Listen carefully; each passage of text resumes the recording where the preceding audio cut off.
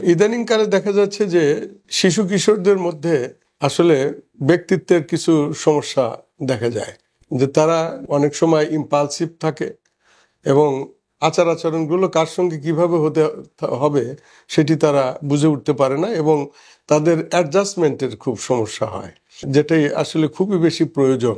সমাজে বসবাস করতে গেলে একটি মানুষের যদি বুদ্ধিমত্তা কমও থাকে কিন্তু তার আচরণ যদি ভালো হয় তাহলে কিন্তু সেই মানুষটা তার জীবনে অনেক বেশি উন্নতি করতে পারে।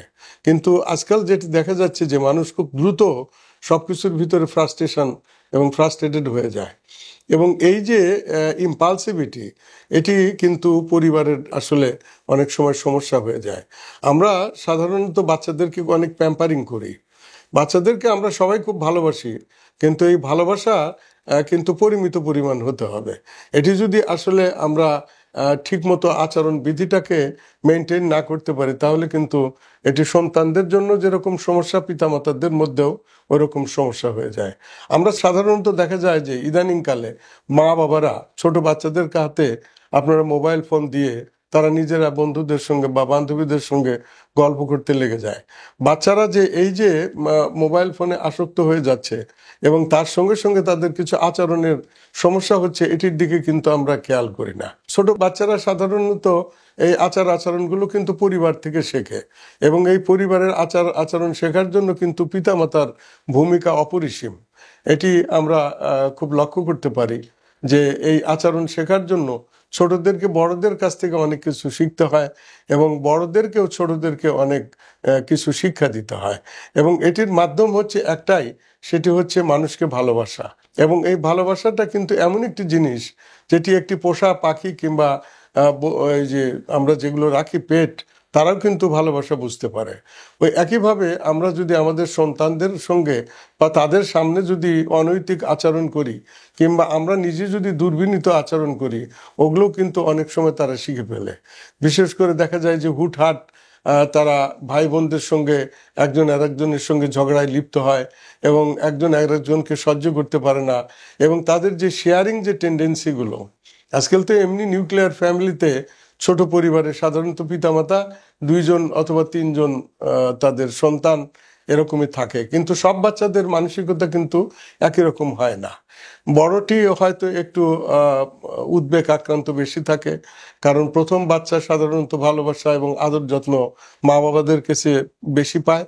তারপরে যে সন্তানটি আসে তখন সে যখন দেখে যে বড়টার প্রতি তার পিতামাতার এখনো ভালোবাসা থেকে গেছে, সে কিন্তু এটাতে জেলাস ফিল করে এবং অনেক সময় দেখা যায় যে এ নিয়েও কিন্তু ভাই বোনদের মধ্যে অনেক সমস্যা হয়ে যায় এবং অনেক সময় অনেক আমরা যেটাকে বলি যে একটু উচ্ছৃঙ্খল ধরনের আচরণ করে ফেলে এবং এই সময় আমরা অনেক সময় পিতামাতারা কিন্তু বাচ্চাদেরকে না বুঝেই একটি বিশেষ বাচ্চার প্রতি একটু অনুরক্ত হয়ে পড়ি এবং তাদেরকে সাপোর্ট দিতে যাই।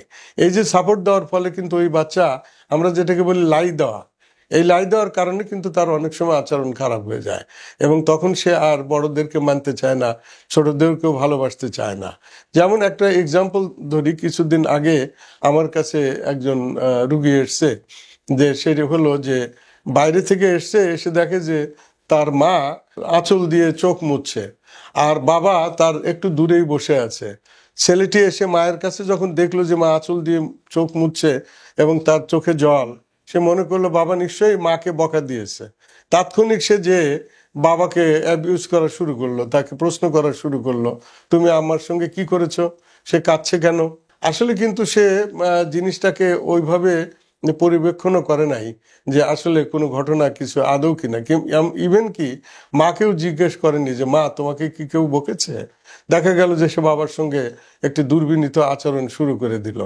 তো এগুলো কিন্তু একটি বিচ্ছিন্ন ঘটনা, কিন্তু এই বিচ্ছিন্ন ঘটনাগুলো আমাদের সবসময় একটু সজাগ দৃষ্টি রাখতে হবে যে এই ছোট ছোট ঘটনাগুলোই কিন্তু আমার বাচ্চার আচরণের মধ্যে একটি দীর্ঘসূত্রী প্রভাব এটি রাখতে পারে।